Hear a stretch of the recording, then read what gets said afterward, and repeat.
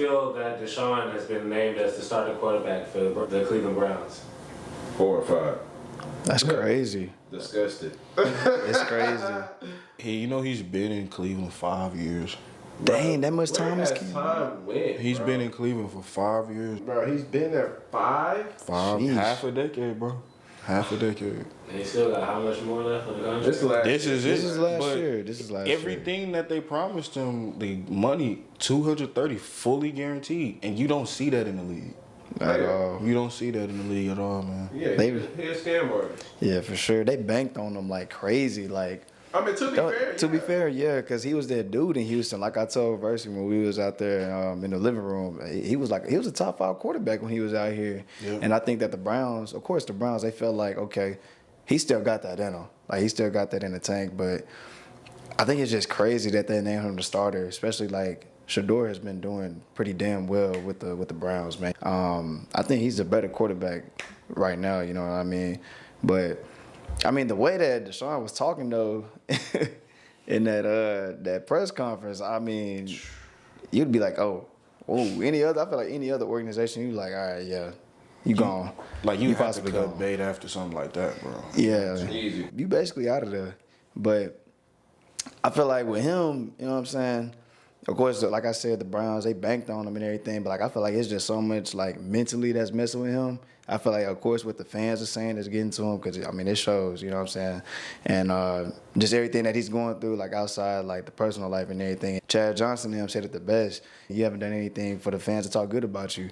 Everything you've done is bad. You got hurt twice, and then the little situation in Houston that happened, that's all that they have to talk about. You haven't done anything to help this team. At the end of the day, it's all about what you going to do for my team. Are you going to help us win? And that's why the fans are talking about him like that. So it's like I understand it from a fan perspective, and I also somewhat understand it from Deshaun's perspective on like how he feels and why he was talking like that in the press conference. I don't. I don't. He deserves everything that's coming his way, man.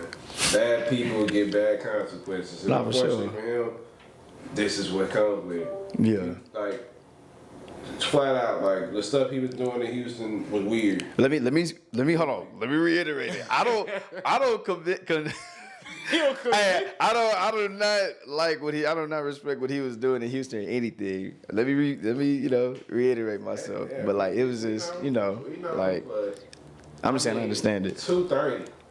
You gave him 230 fully guaranteed.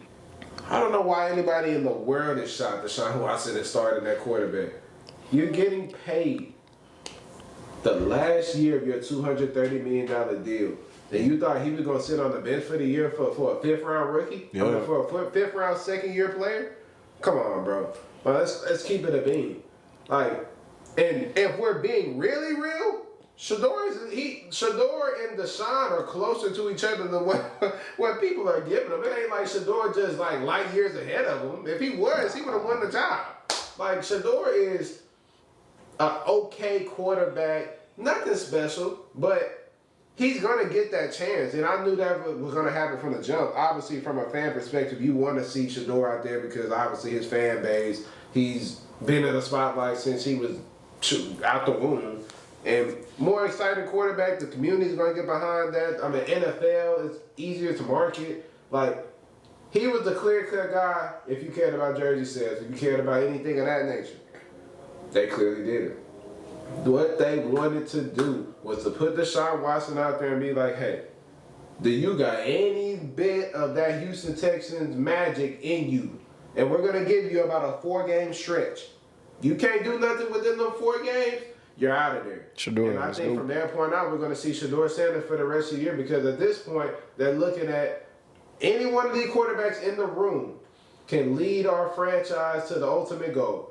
Or to even be competent enough for me to be like, okay, my first pick, I'm not going to take a quarterback in the draft. We have something decent here. Let's go move and build around what we have here. That's what they're going to do. And I think it's quite frankly unfortunate for not Deshaun, but for Shador. Because hey, I've been he's been better than him in the preseason. Truth, the first game Deshaun was better. The second game Shador was way better. I mean, Deshaun Watson was awful with that unit. And it's unfortunate because they're not getting the ones out there. Like, why aren't the ones like how did Deshaun play with the ones game 1 and then Shador plays with the twos game 2? That team is not good enough for y'all to have one sitting on the bench. Like, respectfully, your wide receiver 1 is Jerry Jeudy. Like, come on, bro. Like, go out there and get you some preseason reps, bro. Put the corner. like, let's keep it a bean. Like, Deshaun Watson is awful. Like, I'm gonna keep it a bean. He's awful. But you paid him that money. And if the person who gets the most money is gonna always have the longer leash. It's always been like that. It will forever be like that. Let's stop acting shocked. Let's stop acting the boo-hoo crying. I'm not talking about you, but I'm talking about for the media and everybody in general. Like, Deshaun knew. And I don't respect Deshaun for that, truthfully. You go on the media and you boo-hoo and you're upset and I mean, it's personal. And then you start talking about them cheering when you tore your ACL and your Achilles and all that stuff and how the community. I'm like, bro, like, shut up. Like, we're not trying to hear that, bro. Like, Kobe Bryant did what he did, and RIP to Kobe for sure. But we know what Kobe did. Yeah. It was accused. Was accused. I'm like, we don't know. We don't really know. Yeah. Karl Malone, he did what he did. We know about that. Pat Bev. But at the end of the day, do we think about what? Not even think about that, but do we know them from those incidents, or do we know them from being a great basketball player or a great player in their own right before we even get to think about all them other incidents off of the court or the field? Kobe for sure. Great players. Karl Malone, I don't know. Karl Malone, you kind of pause. With Kobe for sure, but Karl Malone pause for sure. Yeah. But I say all that to say this: if you perform, they'll shut up. You're not performing. You're off the field. Cut that hair. It was over. It was over. They did the same thing with D Rose too. So like for him to sit there and cry and whine like a little baby because what? You're getting booed on your field?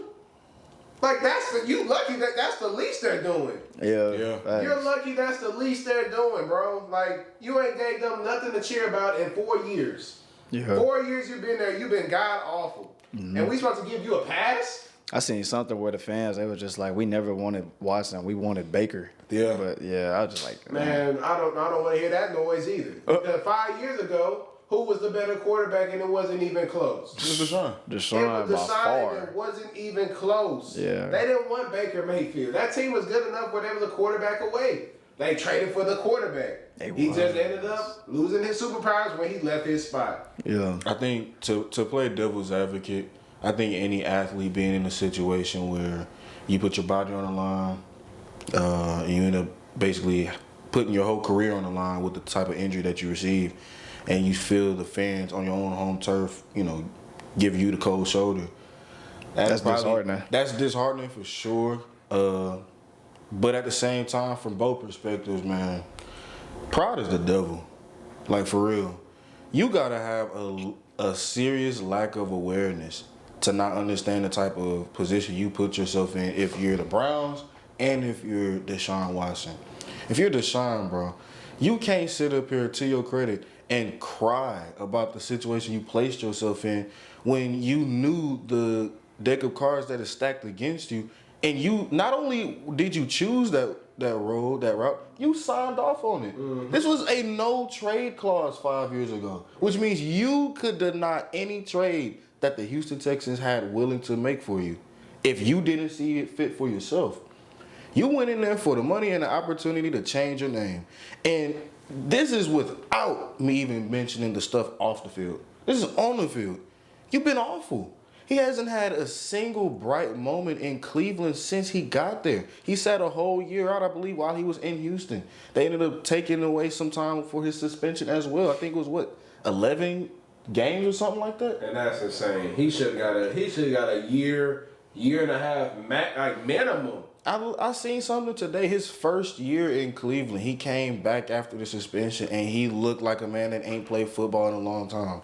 We gave him a pass. The next year he comes out, he plays like hot garbage, and ended up getting a shoulder injury. next year, he was so terrible. He looked like the worst quarterback in the league. And then he ended up tearing his Achilles.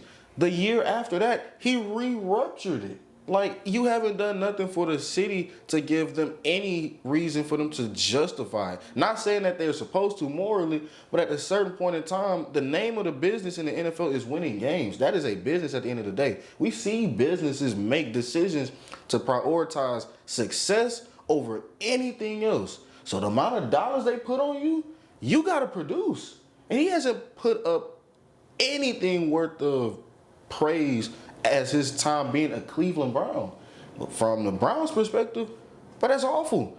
No, there is no way in hell that I'm giving myself essentially a PR nightmare, no matter how good of a quarterback that is, no matter how good of a player, for somebody who was in that bad of a situation, and then give him all that guaranteed, 5 years, 230. That is insane, bro.